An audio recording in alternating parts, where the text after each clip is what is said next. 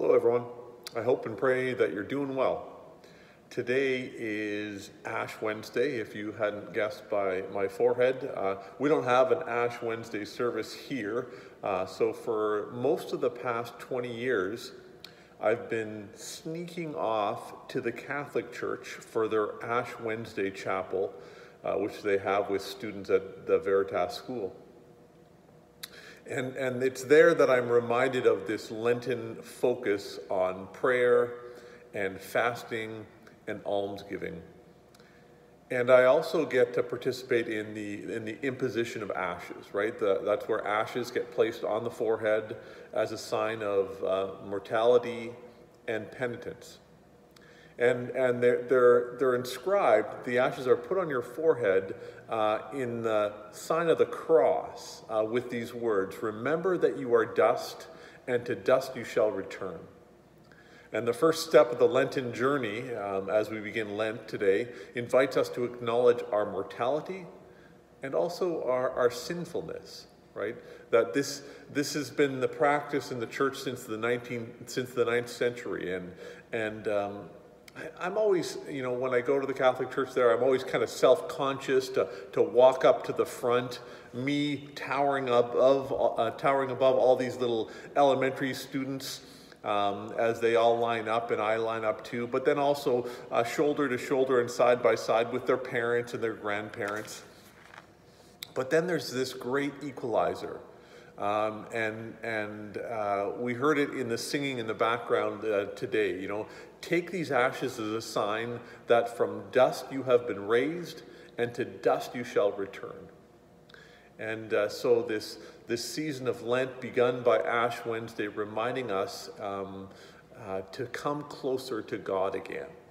And we plan to incorporate the imposition of ashes in our worship service this Sunday. We read in the scriptures that after being baptized by John in the river Jordan, Jesus himself went off into the wilderness and he spent 40 days asking himself the question about what it meant to really be Jesus. And it's during this season of Lent that Christians are supposed to ask, one way or another, what it means to be ourselves as children of the Heavenly Father. And since in our worship we'll be looking at a number of questions during Lent, I've borrowed a few questions from Frederick Buechner for Lenten reflection. These questions about reflecting on who it is to be ourselves. If you had to bet everything you have on whether there is a God or whether there isn't, which side would get your money and why? Also, when you look at your face in the mirror, what do you see in it that you most like? And what do you see in it that you most despise? Also, if you had only one last message to leave a handful of people who are most important to you, what would it be in 25 words or less? Or of all the things that you've done in your life, which are the ones that you would most like to undo? Which is the one that makes you happiest to remember? Is there any person in the world or any cause that, if circumstances called for it, you would be willing to die for? If this were the last day of your life, what would you do with it? And then Buechner, he adds this, to hear yourself try to answer questions like this is to begin to hear something about who you are, not only about that, about who you are, but also about what you are becoming and what you failed to become.